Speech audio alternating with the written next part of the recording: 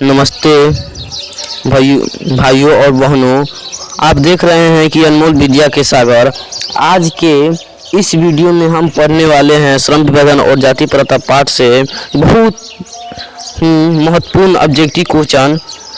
ठीक है भैया, तो चलिए ज़्यादा टाइम नहीं लेते हुए वीडियो को स्टार्ट करता हूँ। जो परीक्षा में बार बार पूछे जाते हैं वीडियो को अंत तक ज़रूर देखिएगा। और अगर वीडियो को पसंद आए तो लाइक सब्सक्राइब शेयर ज़रूर करो भाई। तो चलिए शुरू करते हैं आज के प्रश्न। सबसे पहला प्रश्न है, श्रम विभाजन और जाति प्रथा पाठ के लेखक कौन है? श्रम विभाजन और जाति प्रथा पाठ का लेखक है इस पाठ का लेखक है भीमराव अम्बेडकर। सी नंबर आपका आंसर होगा। चलिए दूसरा नंबर बढ़ते हैं। दूसरा नंबर है श्रम विभाजन और जाति प्रथा किस प्रकार का पाठ है? किस प्रकार का पाठ है? कहानी है कि निबंध है? कहानी है कि कविता है कि निबंध है कि नाटक है? तो नाटक है। चलिए तीसरा पर बढ़ते हैं। तीसरा है डॉक्टर भीमराव अम्बेडकर का जन्म कब हुआ? ये भाई आपको मालूम होगा 14 अप्रैल 1879 में, 14 अप्रैल 1890 में, कि 14 अप्रैल 1891 में, कि 14 अप्रैल 1892 में। तो आपका सही आंसर होगा भैया 14 अप्रैल 1891 में। सी नंबर आपका सही आंसर होगा। चलिए चौथा नंबर बढ़ते हैं, 4 नंबर बढ़ते हैं। लिखा डॉक्टर भीमराव अम्बेडकर का जन्म स्थान और कौन सा है? दिल्ली में हुआ कि नागपुर, कि महू के मध्य प्रदेश में, कि मुंबई में? तो महू के मध्य प्रदेश आपका सही उत्तर होगा। C number. ठीक है, चलिए भैया आगे बढ़ते हैं। आगे बढ़ो। डॉक्टर भीमराव अम्बेडकर के पिता का नाम क्या है? डॉक्टर भीमराव अम्बेडकर के पिता का नाम रामजी सक्सेपाल, की रामजी मालूजी सक्सेपाल, की भीमराव सक्सेपाल, की मोहन सक्सेपाल? आपका सही उत्तर है भैया आपका सही उत्तर है भाई रामजी और मालोजी सक्सेपाल, बी नंबर। क्योंकि इसका पिताजी का 2 नाम था, मालोजी और रामजी सक्सेपाल। ठीक है, चलिए आगे बढ़ते हैं। भाई आगे बढ़ते हैं। ये प्रश्न बोल रहा है डॉक्टर भीमराव की माता का नाम क्या है? रामाबाई है कि सवित्राबाई है कि भीमाबाई है कि शारदाबाई है? तो आपका सही आंसर है भैया भीमाबाई। ठीक है, भीमाबाई। ठीक है, दूसरा माता का नाम नहीं माता का नाम रामाबाई कि भीमाबाई। हाँ, माता का नाम भीमाबाई। चलिए भाई, हमको भी मिस्टेक हो गया था। चलिए भीमाबाई। तो पत्नी का अब आया। डॉक्टर भीमराव अम्बेडकर के पत्नी का नाम क्या था? भीमराव अम्बेडकर का पत्नी का नाम क्या है?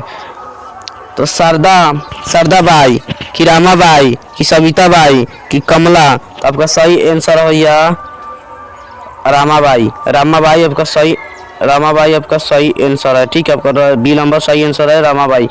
चलिए आगे बढ़ते हैं। डॉक्टर भीमराव की दूसरी पत्नी का नाम? डॉक्टर भीमराव की 2 पत्नी थी। पहली की नाम थी रामाबाई, मैंने बता दिया। दूसरी के नाम है सविताबाई अम्बेडकर। ठीक है, सविताबाई अम्बेडकर दूसरी की नाम है। चलिए आगे बढ़ते हैं। डॉक्टर भीमराव अम्बेडकर की मृत्यु कब हुई? डॉक्टर भीमराव अम्बेडकर की मृत्यु कब हुई?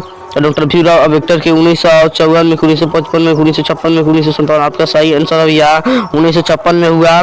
और पूछा जाएगा एग्जाम में होगा दिल्ली मतलब दिसंबर 1956 में का, तो दिसंबर 1956 मारिएगा भैया। ठीक है, चलिए आगे बढ़ते हैं। प्रश्न 10वां है, डॉक्टर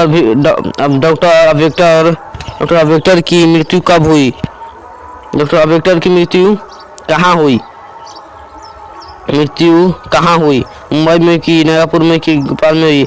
इनकी मृत्यु दिल्ली में हुई। ठीक है, दिल्ली में इनकी मृत्यु तिथि लेने में बनाने में क्वेश्चन गलती मतलब हो गया था, तो चलिए लिख देता हूँ दिल्ली में हुई।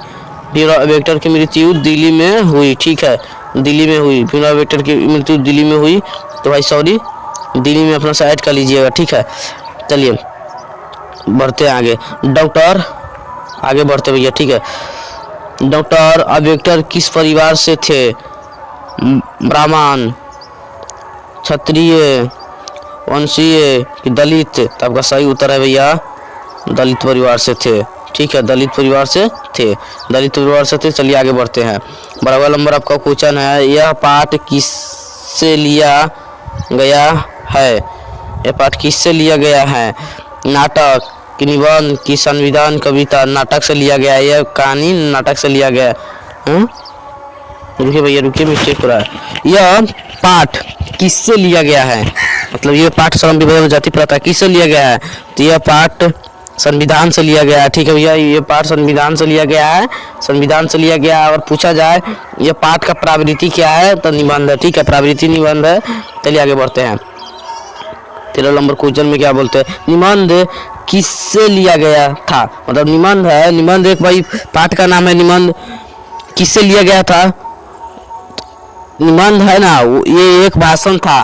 ठीक है, तो भाषण से आपका सही आंसर होगा भाषण। ठीक है, ये एनिहिलेशन ऑफ कास्ट है जो भाई सॉरी मतलब कहने का मतलब निबंध है ना, वो इसी भाषण से लिया गया है। ठीक है, थोड़ा सा निबंध लिए थे, इतना बड़ा बन गया जाति प्रथा। अब देखिए भाषण ही था, तो देखिए कहाँ तक ये बनता होगा। तो चलिए भैया स्टार्ट करता हूँ, गलती से बुला गया है। चलिए स्टार्ट खोल रहा हूँ। चलिए 14 नंबर क्वेश्चन प्रश्न है, इस भाषण का नाम क्या था? मतलब इस भाषण का नाम क्या था? मतलब ये निबंध था, मतलब ये भाषण है ना, निबंध ये किससे लिया गया था? भाषण से लिया गया था। तो ये भाषण का नाम था, मतलब ये भाषण का नाम क्या था? तो इस भाषण का नाम एनिहिलेशन ऑफ कास्ट था। रुझे भैया रुझे, एनिहिलेशन ऑफ कास्ट था कि देर में कहनी था कि संविधान था कि एनिहिलेशन प्रथा था? तो आपका सही उत्तर होगा क्या? आपका सही उत्तर होगा यहाँ पे एनिहिलेशन ऑफ कास्ट। ठीक है, एनिहिलेशन ऑफ कास्ट आपका सही उत्तर होगा। ठीक है, आपका सही उत्तर ए नंबर एनिहिलेशन ऑफ कास्ट होगा। ठीक है, एनिहिलेशन ऑफ कास्ट होगा, एनिहिलेशन ऑफ कास्ट होगा। चलिए आगे बढ़ते हैं। प्रश्न गलती छपा गया, 11 नंबर हो गया है। चलिए, एनिहिलेशन ऑफ कास्ट यह क्या था? मतलब एनिहिलेशन ऑफ कास्ट ये क्या है? तो ये भाषण है। एनिहिलेशन ऑफ कास्ट एक भाषण है, एनिहिलेशन ऑफ कास्ट क्या, ये भाषण है। ठीक है, अब एनिहिलेशन ऑफ कास्ट किस भाषण में था? मतलब एनिहिलेशन ऑफ कास्ट है ना, मतलब किस भाषा में था? हिंदी में था कि इंग्लिश में था कि जर्मनी भाषा में था? गलती लिखा गया भैया, यहाँ पर दिया गया है, तो इसको हटा दीजिएगा। ठीक है, इसको हटा दीजिएगा, इसको हटा दीजिएगा, को हटा दीजिएगा। ठीक है, अंग्रेजी में था कि जर्मनी में था कि हिंदी में था? इसमें से कोई नहीं था। तो आपका सही आंसर होगा एनिहिलेशन ऑफ कास्ट इंग्लिश में था। ठीक है, ये नंबर होगा। अब इसका इंग्लिश में था भाई, आप लोग हिंदी में पढ़ रहे हैं तो ये भी चुनिए, थोड़ा वीडियो में लास्ट तक रहिए, ये भी बता रहा हूँ क्यों। अब आइए एनिहिलेशन ऑफ कास्ट हिंदी के रूपांतर। हिंदी रूपांतर मतलब इंग्लिश में था, इसका हिंदी में कौन लिखा? रूपांतर का मतलब होता है भीमराव अम्बेडकर लिखा कि महात्मा गांधी लिखा कि लाला सिंह यादव लिखा कि शंकर त्रिवेदी लिखा? तो आपका सही आंसर है लाला सिंह यादव।